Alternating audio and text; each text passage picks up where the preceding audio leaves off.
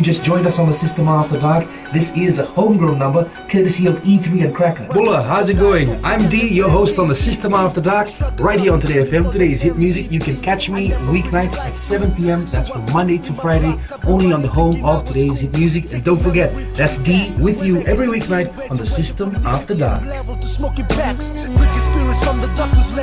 Even got that home brew flowing.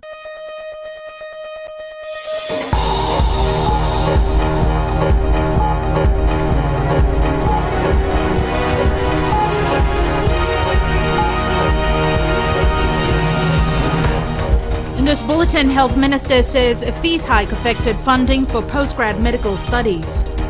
Public consultations on national security strategy begins tomorrow. And micro and small business grants to be released to successful applicants soon.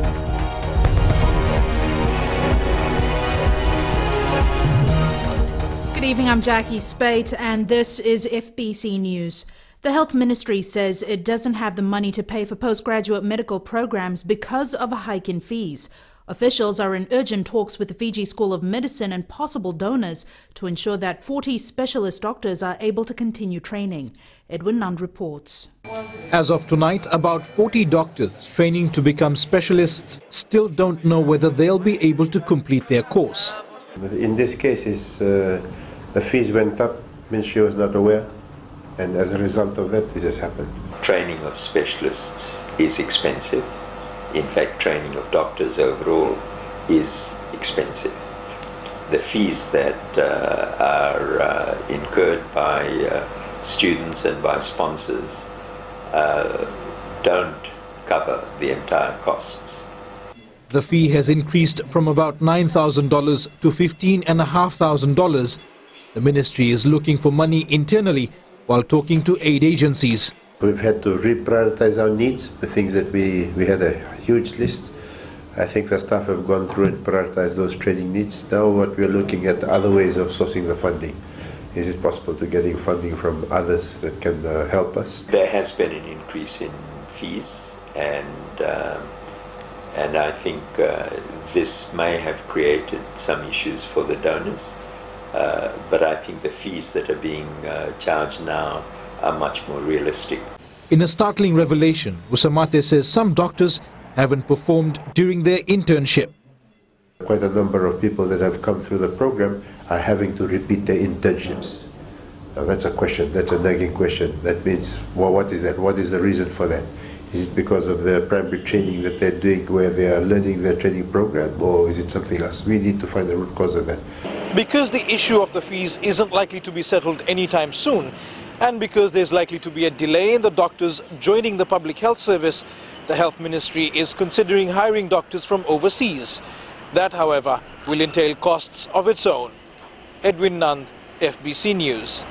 Public consultations on developing a national security strategy will begin in the West tomorrow.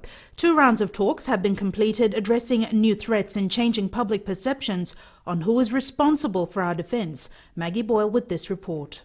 Committee Chair Esala Teleni is spearheading consultations on a strategy aimed at securing our borders and people. One, we're looking at the challenges that Fiji is facing or will be facing in the next 10 to 20 years. We're also looking at the global impact, both the regional and the world.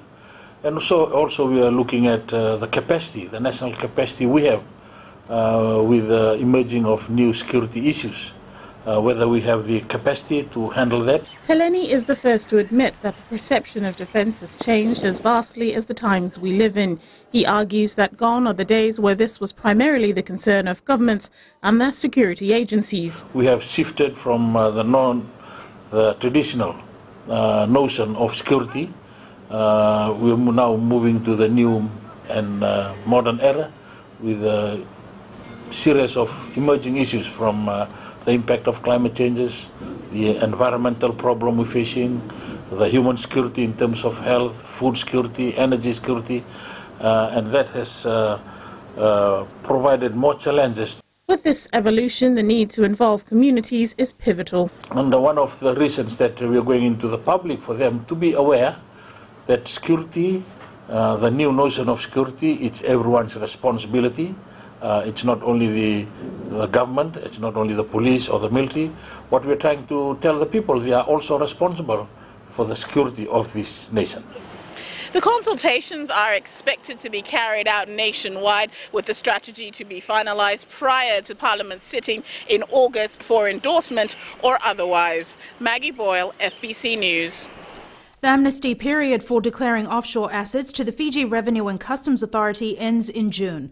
FIRCA CEO Chitoko Tikolevu says there have been a lot of queries. Tikolevu says with the deadline 2 months away, those in the red should come forward or face the brunt of the law. The number of interest shown by these are local, the two types. For the request for exemptions, those people from penalties, those that need help, particularly small and medium taxpayers. A lot of requests come through. We are working on it with our secretariat team in FIRCA to do what can be done to assist those taxpayers. Remember, the team is here to work with them individually, to even extend the timing of payment, even to certificates of compliance and all that can be done as per the request of taxpayers. The authority has estimated that $50.3 million of back tax is owed from over 8,000 taxpayers. Of this, 56% are companies, 42% individuals, and 2% NGOs and partnerships.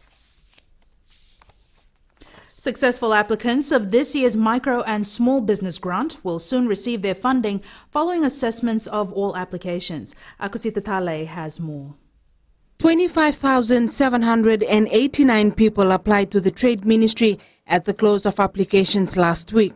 It's great for Fiji. It's people are being encouraged into entering into business, whether it's in a small way or a medium way. It's a great sign for the economy, and it's actually forms quite a huge part of the economy in any event already. Small to medium enterprises does. $1 million had been allocated for 1,000 people, but seeing the overwhelming response, the ministry has been only able to streamline the applications down to 7,000. This follows the business and site inspections that have been conducted. $1 million that was set aside for this. There's still a little bit of processing going on. It has taken some time, but it's a worthy thing to be doing, so we have to do it right. And as I said, but 7,000 is what we have. 7,000 plus is what we have at the moment. Applicants shouldn't despair, though, as the ministry wants to cater for as many people as possible. Not all have applied for $1,000. Some may have been 500. So just on average, it would have been 1,000 applicants at $1,000. So that comes to $1 million. But because of the enormous amount of applications, we're looking to see if we can accommodate more. We may be able to somehow or the other, and we'll see. People with particular skills like handicrafts, small-scale fruit and vegetable sellers, crop sellers, market vendors, farmers and others have applied. The Fiji Development Bank grant is aimed at helping small business operators and encouraging others to join the growing sector. Akosita Tale, FBC News. Police have confirmed there has been a development in their investigation into the alleged murder of business executive Holland Sito. The former CEO of Lee's Trading was allegedly murdered in his office at Laudala Beach Estate in Asinu earlier this year. Police spokesperson Ananai Soro says their investigation is ongoing. At this point in time, the investigations are still ongoing. However, we will not be able to reveal the latest developments that we have made into this investigation because we don't want it to actually affect what we're already working on. Sito was allegedly stabbed to death shortly after he reported to work at the factory in January. Coming up after the break, homemakers give their approval for new stove technology.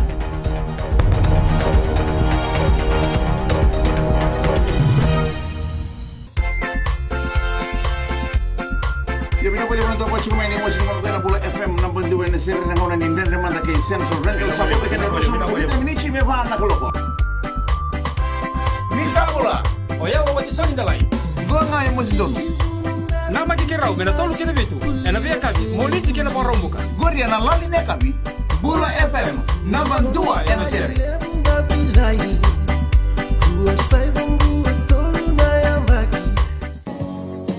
My name is Luca. I live on the second floor. Gold FM, only the classic hits. I hope you're having fun so far. You're listening to The Ride, and I'm Kara, taking you through your afternoon. Stay with me to listen to more awesome classics right here on The Ride. Mulubinaka, for awesome sounds in the afternoon. Wonderful, wonderful classics. Join me on The Ride every weekday right here on Gold FM, only the classic hits from 2 to 7. Just don't ask me what it was. I think it's 'cause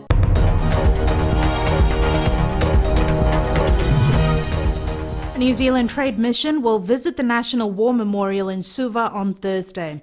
Head of the delegation, Chandar Sen, says it will be an honour for the New Zealand Defence Attaché and other members of the team to pay their respects to our fallen soldiers. Being a New Zealand delegation, we will pay our respect to the fallen because this is the 100th year of Anzac celebrations. So we'll go and place a wreath at the military cemetery. The New Zealand delegation will be comprised of members of the Fiji New Zealand Business Council and honorary council office staff from the High Commission in Wellington. An Anzac Day dawn service will also be held at the Suva Military Cemetery on Saturday morning. The Office of the Director of Public Prosecution says there are no updates on investigations into the beatings of recaptured inmates in 2013. A video leaked 2 years ago shows alleged police and military officers beating inmates who'd escaped from correction centres. Police spokesperson Ananai Soro says the file has been sent to the DPP's office for the second time after police attached a medical certificate as required. The Fiji School for the Blind has received Christian reading materials in Braille. The books were supplied by the Missionary Sunday School class of the Calvary Temple in Suva. Ali Kimbia reports. Braille teacher Veronica Narayan and her students at the Fiji School for the Blind have reason to celebrate as they now have devotional material in the Braille language. The Bible, which is in the Braille format book, has 365 stories. It'll be easy for the students, sometimes in their spare time, if they have no homework or they need helps us with, especially in leading the devotion, we can pick especially Bible verses. The material was presented to the school by the congregation of Calvary Temple in Suva. Church member Penny Lomoloma says the donation has been made possible with the help from the Lutheran Braille Evangelism Association. We have arriving in early next month this electronic Bible, which has been kindly donated by the Assemblies of God of the U.S. They are paying for this. This is a solar-powered Bible, so it's be quite handy for the children. They just have to press the button and they will hear the Word of God being read out to them. The reading material will boost the school's library as it aims to help students learn to read and impart their knowledge. Ali Kimbia, FBC News. A group of women who were introduced to a cost-effective way of cooking meals with a new type of stove has given the project the green light. The rocket stove uses a relatively small amount of continuous heat and can be constructed from recycled steel cans. Julie Vatwaliwali went to Sawani Nausori and filed this report. It looks very basic, but the rocket stove is turning out to be the best discovery in a long while. Rohini Kumar of Sawani uses the rocket stove every evening to prepare her family's dinner. I don't use kerosene at all. I only use firewood for my cooking food in the afternoon. I use this rocket stove. And you have seen that I have just used 3 sticks of this firewood, and the rice is cooked in less than 10 minutes. The students of Latter-day Saints College in Suva were the first ones to learn to make the rocket stoves. Their principal, Michael Carthew, is very supportive of the initiative. Now that our students are skilled in making the rocket stoves, the idea now is we turn and contribute and make sure that there are plenty of stoves for those, especially those in need in remote villages and those who can't really afford other means of cooking. Carthew says the students have also learned new skills. And the benefits are great. What the ministry has done is, as well as teaching how to construct the rocket stoves, they've also taught our students business skills, and with that sort of some entrepreneurial ideas of ways that in the future they can not only use rocket stoves but other ideas to have their own business and be self-reliant. 30 students were taught how to make the stoves. It is hoped that this would be a launching pad for other students to learn about the technology so that their products can in turn benefit other members of the community. Julie Vatuwaliwali, FBC News. Sports is up next. Here's Jamie with the very latest. Nakazaki, and good evening in sports. After the break, Auckland City through to the OCL final, and Didsel Punja's Fiji netball side remain undefeated at international series. We'll have this and more after the break.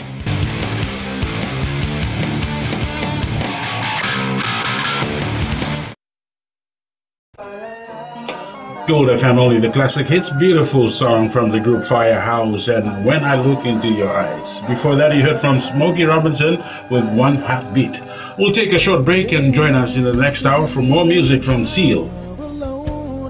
Bulablaga. I'm DJ Tora. Join me every weekdays, 7 until midnight on the Premium Classics. Right here on Gold FM, only the classic hits.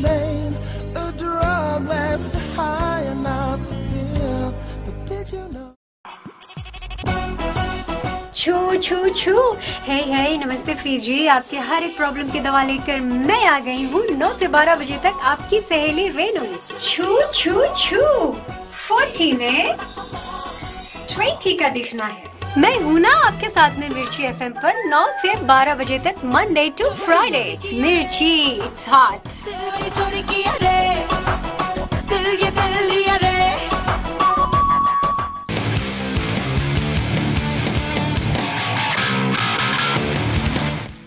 The Auckland City football side has booked a spot in the finals of the Fiji Airways OFC Champions League after defeating Geita FC 1-0 this afternoon. It was a brutal encounter in the semi-final with neither side wanting to give in, but it was the defending champions' stack of experience that pushed them through to the final this weekend. Talendao Dakadaka reports. The Geita FC side came into the semi-final match against Auckland City as underdogs. The New Caledonians put on a strong showing to deny the City attack, and both teams went into halftime locked at 0-0. A penalty was awarded to Auckland City for a rough challenge on Portuguese import Joe Moreira, and the Kiwis managed to sneak in the winning header from Marko Dokovic. They're happy, obviously. No wins come easy, especially in a semi-final. Obviously they knew they could make a final, and this is a massive game for both of the teams, so it was going to be tough. I think we created a lot of chances actually that unfortunately we didn't capitalise, so the game ends up in a situation where one little mistake or whatever can cost you a goal in the semi-final, So the Kiwis went into the match expecting a tough opponent, and Geita proved themselves as worthy semi-finalists.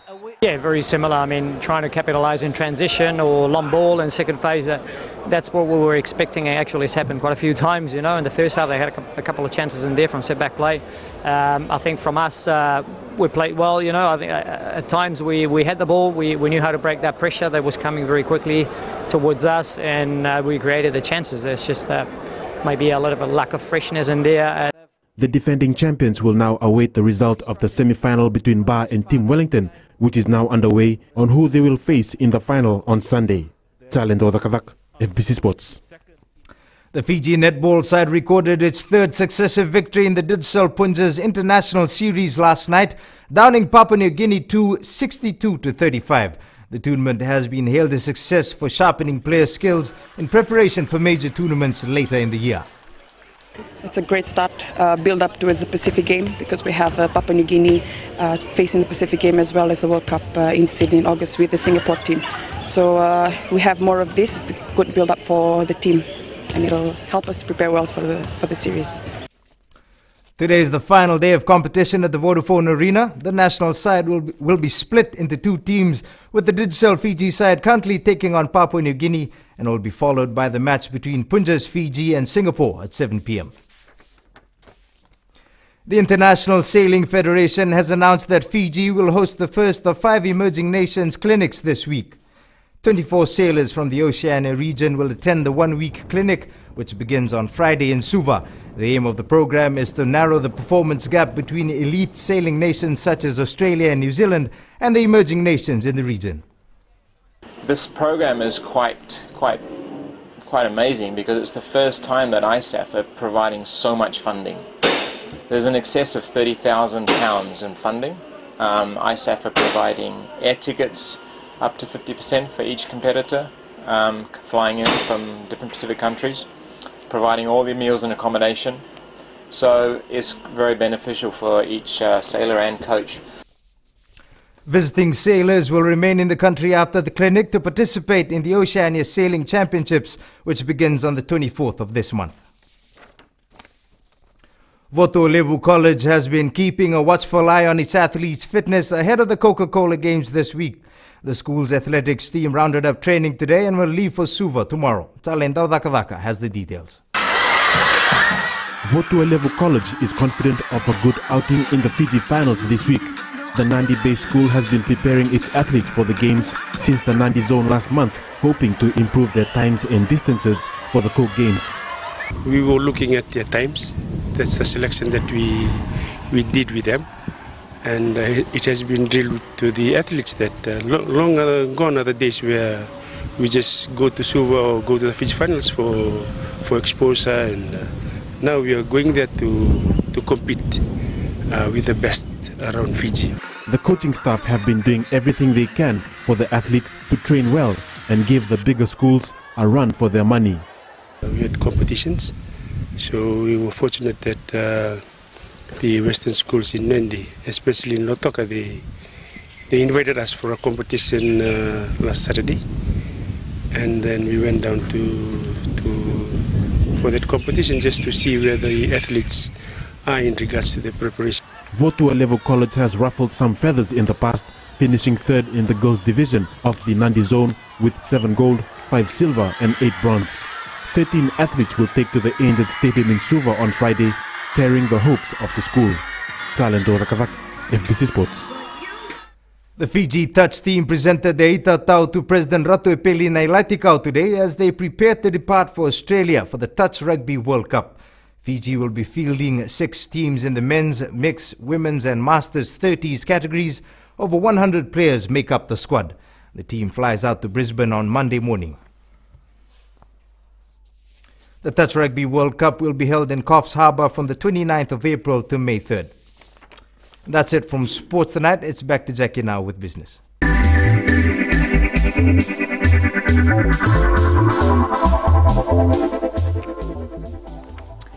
Air New Zealand says it will start flying a Dreamliner to Fiji from Auckland from November to March, adding 8,000 more seats than last year. The Dreamliner will initially operate 2 new services per week, building to 5 during the peak mid-December to late January period.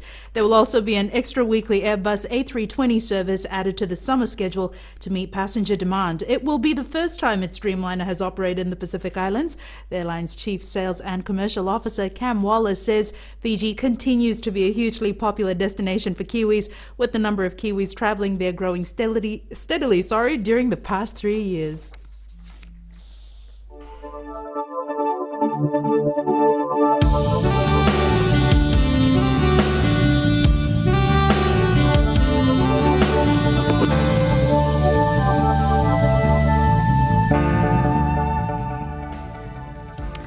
Generally fine weather conditions prevailed over the country today.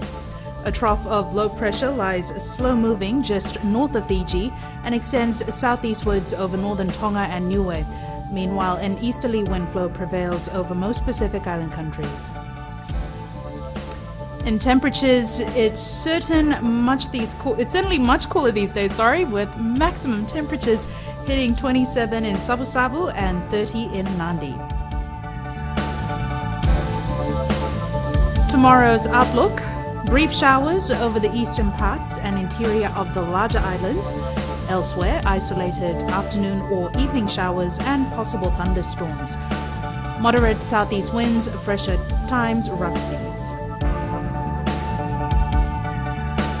Brief showers over the eastern parts and interior of the larger islands are expected on Thursday.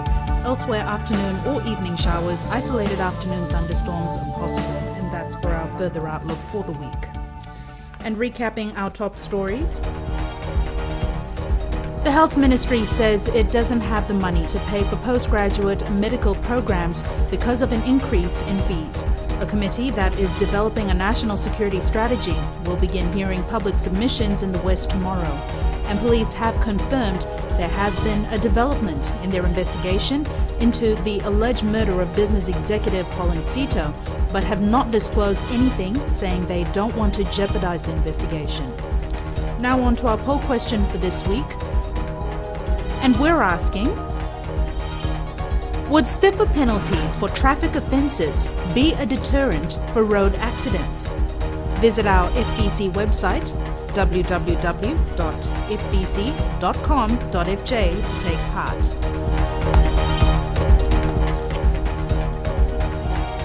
Remember, you can send us newsworthy pictures and videos on email, citizenseyes@fbc.com.fj, or share it with us by Facebook page, FBC News. And if you're on Twitter, follow and tweet us your news tips at FBC_news or simply hashtag FBC News. You can also find us on YouTube, FBC TV 2011, or on Instagram, FBC TV.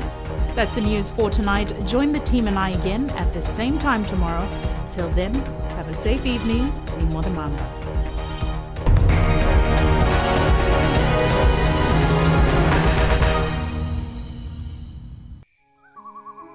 मेरा चांद मुझे आया है नजर, ऐ रात जरा थम थम के गुजर। छाया है नशा मेरे आंखों पर, ऐ रात जरा थम थम के गुजर। रह जाए ना प्यासा मेरा प्यार, मेरे बाहों में भर दे मेरा यार, ऐ रात जरा थम थम के गुजर, ऐ रात जरा थम थम के गुजर। है दोस्तों, मैं हूं जितेन शांडिल। आप रात के बाद हमारे साथ अब रफ्तार प्रोग्राम में 3 से लेकर रात 7 के बीच शामिल हो सकते हैं। मिर्ची FM, इट्स हॉट।